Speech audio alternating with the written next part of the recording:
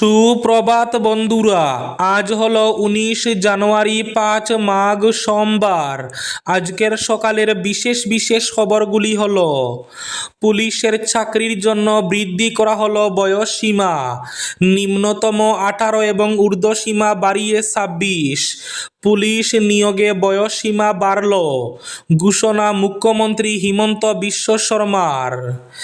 বিভাগীয় নির্দেশ মতে আজ অর্থাৎ সোমবার 19 জানুয়ারি থেকে শ্রীভূমি তথা করিমগঞ্জ জেলার সকল বিদ্যালয়ে প্রচলিত পুরনো নিয়ম মতে সকাল 9টা থেকে শুরু হবে।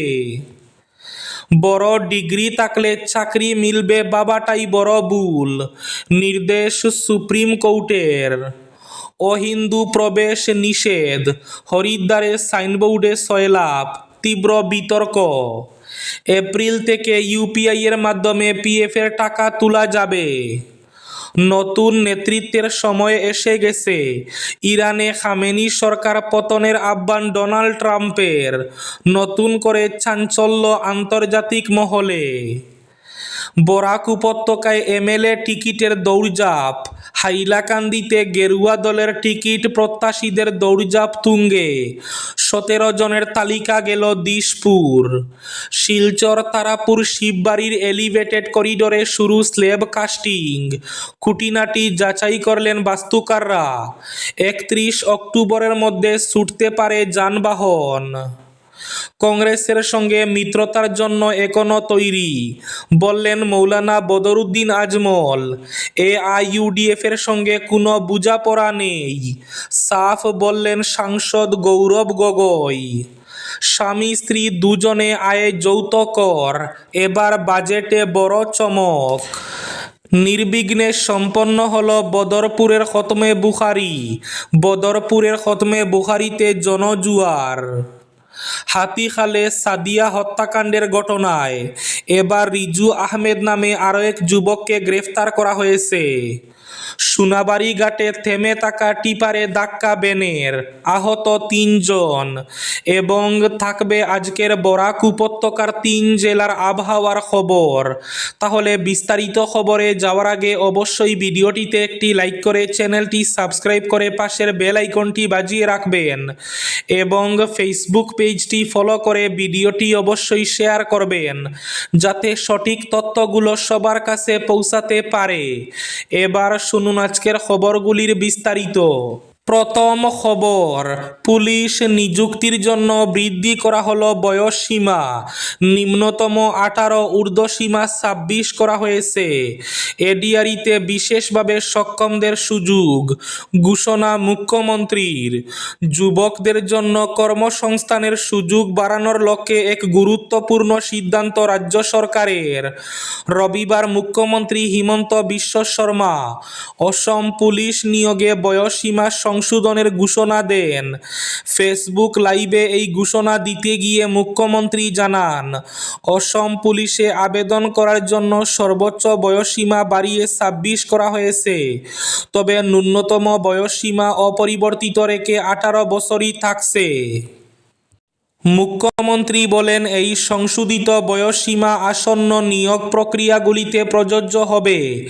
এর ফলে আগে বয়সজনিত কারণে অযোগ্য হয়ে পড়া হাজার হাজার প্রার্থী উপকৃত হবেন। তিনি আরও বলেন, দীর্ঘদিন ধরে প্রার্থীদের দাবির কথা বিবেচনা করে এবং রাজ্যে কর্মসংস্থানের সুযোগ আরও বিস্তৃত করার লক্ষ্যে সরকার এই সিদ্ধান্ত নিয়েছে। হাইলাকান্দিতে গেরুয়া দলের টিকিট প্রত্যাশীদের দৌড়ঝাঁপ তুঙ্গে, বরাকে এমএলএ টিকিটের জন্য চারিদিকে দৌড়ঝাঁপ শুরু। 17 জনের তালিকা গেল দিশপুর। 26-এর ভোট যুদ্ধে হাইলাকান্দি আসনের বিজেপির টিকিট প্রত্যাশীরা কার্যত দিকভ্রান্ত হয়ে ঘুরছেন। কোন পথে হাঁটলে দলীয় টিকিট মিলতে পারে তা মোটেই আন্দাজ করতে পারছেন না প্রত্যাশীরা। এবার অসমের বিজেপি বিজেপি নেতৃত্ব বিধানসভা নির্বাচনের টিকিট বণ্টনের ক্ষেত্রে চরম গোপনীয়তা অবলম্বন করে চলেছেন। ফলে 121 হাইলাকান্দি কেন্দ্র কার ভাগ্যে গেরুয়া দলের টিকিট জুটবে তা আন্দাজ পর্যন্ত করতে পারছেন না টিকিট প্রত্যাশীরা। প্রায় 80,000 হিন্দু ভোট বেশি থাকা হাইলাকান্দি আসনটি গেরুয়া শিবিরের কাছে একটি নিশ্চিত আসন হিসাবে চিহ্নিত হয়ে আছে। এদিকে জানা গেছে দলীয় টিকিটের জন্য আবেদনকারী 17 জনের একটি তালিকা হাইলাকান্দি জেলা বিজেপির পক্ষ থেকে প্রদেশ বিজেপিতে প্রেরণ করা হয়েছে। এদের মধ্যে থেকে একজনকে দলীয় মনোনয়ন প্রদান করার কথা। অহিন্দু প্রবেশ নিষেধ, হরিদ্বারে সাইনবোর্ডে ছয়লাভ, তীব্র বিতর্ক। অহিন্দুদের প্রবেশ নিষেধ, হরিদ্বারের হরকি পৌরীর নানা জায়গায় লাগানো হলো এমনই সাইনবোর্ড। লক্ষ্য হিন্দু জন। দেবভূমি হরিদ্বারের 120 বর্গ কিলোমিটার এলাকা জুড়ে ছড়িয়ে থাকা 105টি ঘাটে অহিন্দুদের প্রবেশে নিষেধাজ্ঞা জারির কথা ভাবছে উত্তরাখণ্ড সরকার। সম্প্রতি সামনে এসেছিল সেই খবর। এরই মাঝে এদিন হরিদ্বারের হৌকি প্রৌরীর এই ঘটনায় রীতিমতো চর্চা শুরু হয়েছে। হরিদ্বারের ঘাট ও হরকি প্রৌরীর রক্ষণাবেক্ষণের দায়িত্বে রয়েছে গঙ্গা সভা। জানা গিয়েছে এই সংগঠনের তরফে হরকি পৌরীর প্রতিটি প্রবেশদ্বারে সাইনবোর্ড লাগানো হয়েছে। বড় ডিগ্রি থাকলে চাকরি মিলবে বাবাটাই ভুল, বলল সুপ্রিম কোর্ট। নামের পাশে বড় ডিগ্রি আছে, মেধাও কম নেই, কিন্তু তাই বলে চাকরি জুটে যাবে এমনটা ভাবলে বড় ভুল হবে। শেষ বিচার করবেন নিয়োগকর্তাই। বিহারের ফার্মাসিস্টদের করা মামলায় শনিবার এমনই রায় দিল সুপ্রিম কোর্ট। স্পষ্ট ভাষায় আদালত জানিয়ে দিল শিক্ষাগত যোগ্যতাই শেষ কথা নয়।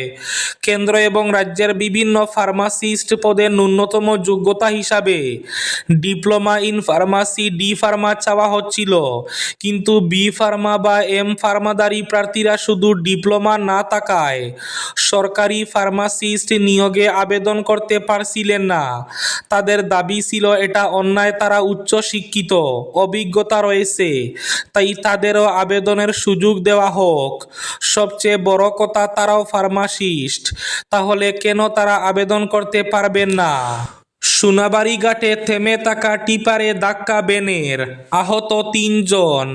রবিবার রাত 12টা নাগাদ একটি থেমে থাকা টিপারে ধাক্কা দেয় একটি ভ্যান। এতে মারাত্মক ক্ষতিগ্রস্ত ভ্যান গাড়ি। ভ্যানের চালক সহ 2 যাত্রী আহত হন।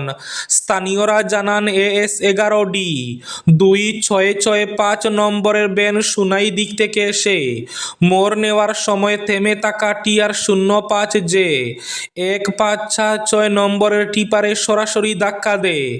দুর্ঘটনার খবর পেয়ে রাঙ্গিরহাড়ি পুলিশ ফাঁড়ির ওসি দলবল নিয়ে পৌঁছেন, পাশাপাশি ট্রাফিক পুলিশ পৌঁছে। পুলিশ 2টি দুর্ঘটনাগ্রস্ত বাহন ও আরও একটি থেমে থাকা টিপার হেফাজতে নেয়। পুলিশ আহতদের উদ্ধার করে শিলচর মেডিকেল কলেজ ও হাসপাতালে পাঠিয়ে দেয়। আহতরা হল সুনাই হায়দরবাজার এলাকার বাসিন্দা, তবে তাদের নাম জানা যায়নি। আহতদের মধ্যে একজন বয়স্ক লোক রয়েছেন বলে জানা যায়। এপ্রিল থেকে ইউপিআই এর মাধ্যমে পিএফ এর টাকা তোলা যাবে। ইপিএফওর সঙ্গে যুক্ত কর্মচারীদের জন্য বড় খবর। ইপিএফও থেকে টাকা তোলা এখন আরও সহজ হচ্ছে।